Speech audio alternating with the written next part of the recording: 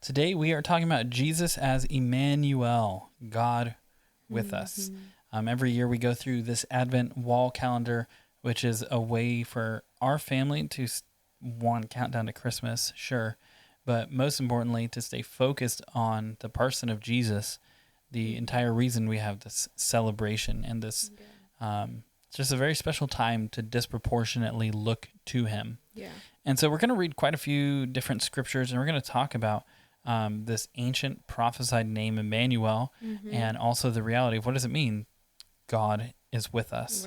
Right. So in Isaiah 7:14, would you read this? Here we have this kind of like Old Testament prophecy about this one to come. Behold, the virgin shall conceive and bear a son, and shall call his name Immanuel. And even though it's already been said, Immanuel means God with us. And we have this prophetic word from delivered by Isaiah.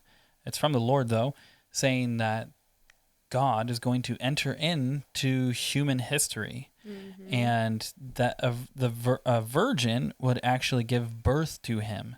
Right. And just this, I mean, even if you trace the Son of God in the Old Testament, then this idea that, like, okay, he's going to break into human history, that's pretty mind-blowing. Right.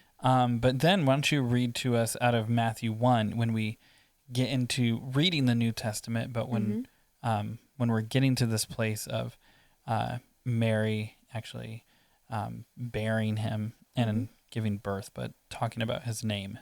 They shall call his name Immanuel, which is translated God with us. And here, Matthew, under the inspiration of the Holy Spirit, he's identifying Jesus as the direct fulfillment of Isaiah's promise. And so when we have the very true and real declaration from the angel saying, like, hey, here's, what his name is going to be and all this, we're seeing that Jesus, he's not just a messenger from God, right? That he is God coming near. Right. This dispels the whole idea that, oh, he's just a good prophet. He's a good moral teacher. He's a great person. No, he is God. Yep. And the identity of this Immanuel is that he is fully God and fully man. Yes. So our salvation, it's not worked out from afar. He's actually stepped into our world. And there is literally no other faith system on the planet where the God of creation steps towards and moves towards a sinful people and towards the very ones he made. If anything, they stay distant and they stay away. He is the God who has come close. And we're going to read John 1:14, and I'll share a few things before you share. And what does this mean about God's heart? But would you read John 1:14 for us? The Word became flesh and dwelt among us. So we have the Burning Hearts Club, which is basically we have new weekly teachings that come out all the time. And if you've been in it, we have this course, Eat into Eternity, where we do talk about this quite a bit, this idea of God dwelling with us and God's desire to dwell with mankind. And in John 1:14, this is so interesting because when it says the Word became flesh and dwelt among us, it's literally saying the Word became flesh and tabernacled among us. And we don't even have time for it today, but there's such a rich understanding of God revealing the meeting place between heaven and earth, and that Jesus would become the walking, living, breathing place where heaven and earth meet. And he's forever God, he's forever man now, and he is Immanuel, God with us, the tabernacled one. So if you want to meet with God, you have to come to Jesus. Right. But why don't you talk to us about how this name reveals God's heart? I've always loved the Christmas season, and more recently I've pressed into the incarnation and his name as Immanuel and what that actually meant. And obviously it just makes me love the Christmas season even more. But it's so easy to pass over his incarnation because it's not very, we don't get a lot of that in scripture. There's a lot of, prophecy about it. But then it's just kind of one chapter he's like born, and then it moves pretty quickly. But I think it's such a beautiful thing and important thing to actually sit and meditate on and think about, that God, fully man but fully God, that he came, added flesh to himself, and lived as a human, was tempted as we're tempted, yet lived a perfect life, and then was beaten, mocked, bruised, spit on, hair pulled out, crown of thorns placed in his head, holes in his hands and feet, hung on a tree in shame for all to see. Like, that is our God. And the cross, or let me back up. The resurrection wouldn't happen without the cross. But the cross won't happen if he didn't live a perfect life. And if he didn't live, he had to have been born and have flesh to live a perfect life and be able to be our mediator and pay the price and our lamb and sacrifice himself. And so really the Christmas season, it's not just like, oh, cute, a baby in a manger. Like, no, that's God. Like, that's God with us. Like, he literally came and put flesh on, didn't just come as a man, he came as a baby and lived just as we lived.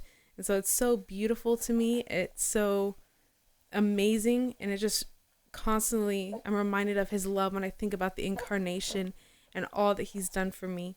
So it's just, it shows us that he's not distant. He's near. He's with us. He's not abstract. He's real. He's tangible. And he is present. And we can actually know him.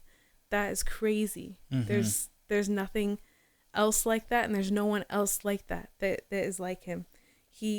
He's God with us. And if it's like one of those things where maybe you've heard that so often, it loses its, I guess we become used to it, or it becomes common, custom. But really every time we hear that, we should be like, oh my goodness, like God with us. God became a man. And we shouldn't just move past that. We should actually look at, like, he had to be birthed, he had to be carried, he had to learn to walk, like he had to learn all these things, yet he was fully God and fully man, and he felt pain, he felt suffering, and that's God with us. He showed us his love by coming and living with flesh and then dying and feeling that pain and that suffering to rise again victorious so that we could be with him and dwell with him forever. Yeah, and I think you touched on something that's so powerful of, like, if I'm rephrasing some things and maybe summarizing things, it's like we don't understand the flow, sometimes the narrative flow, the biblical flow of God's story, and just the awesome period that we find ourselves in. Mm-hmm. And this does relate, but the story came to mind, this real lived story that I went through. I think we were newly married and we went on some like white water rafting trip, and it was like really crazy. Like we had never been down, I don't remember if it was like class 3 rapids or something. It was in, I don't know if people who do it are like, that's nothing. But I think it was like class 3 and 4 rapids. And, for newbies, that was like, we were going like under the water and stuff. Right. And there's this point where the kind of guide was like, hey, do any of you want to like jump in the river and like let it take you down? There's this like channel or whatever. And I did. Did you do it also? Mm-hmm. Yeah. I don't think anyone else in our party did. Us. So the rest like go upstream, and we're there waiting. And this guy's like, okay, when you hear the whistle, don't think, just jump in. And then eventually you're going to hit rope and you're going to grab it tight and like make sure you grab it, because if you don't, you will keep going down this river. Right. And I was like, oh, okay. Yeah. I've been in rivers, I've been in the ocean, whatever.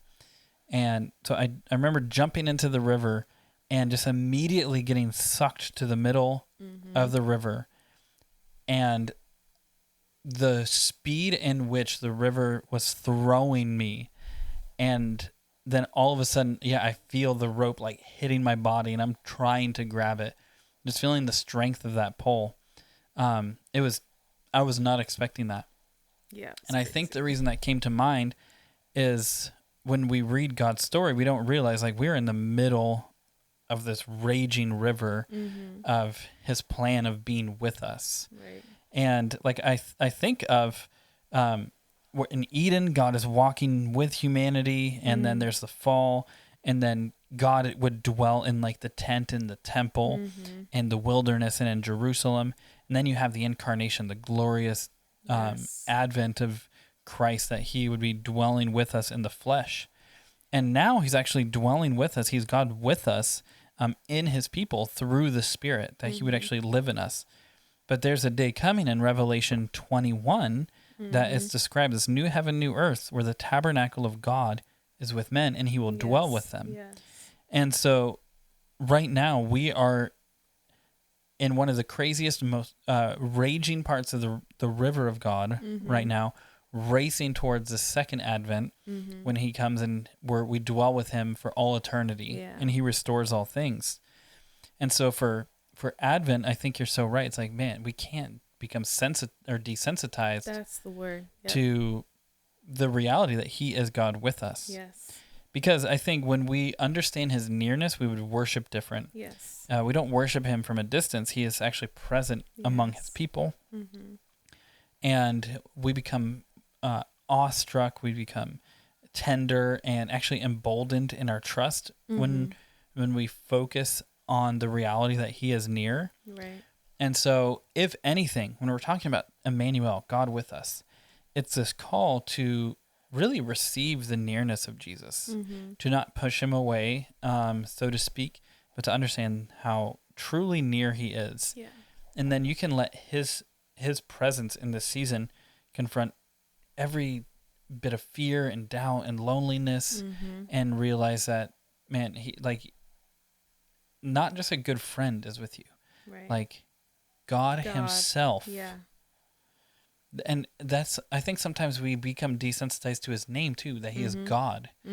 But the magnificent, never-ending God who created everything with just a simple word would actually be present with you, even right now, present with you, and wants to reveal himself to you, and just wants you to turn your eyes and affections to him.